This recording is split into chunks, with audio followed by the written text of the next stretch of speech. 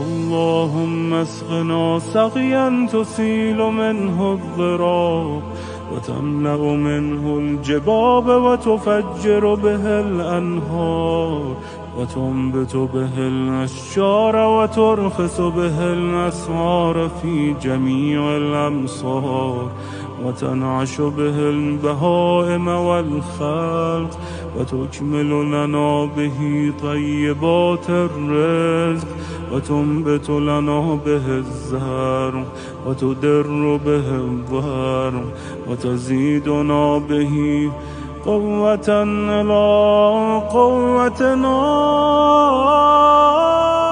اللهم لا تجعل ظله علينا سموما ولا تجعل برده علينا حسوما ولا تجعل صوبه علينا رجوما ولا تجعل ماءه علينا أجاجا.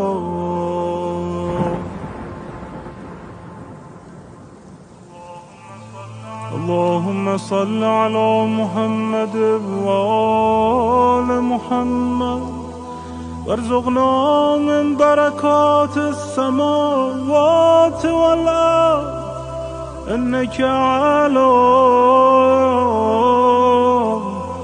كل شيء قدير.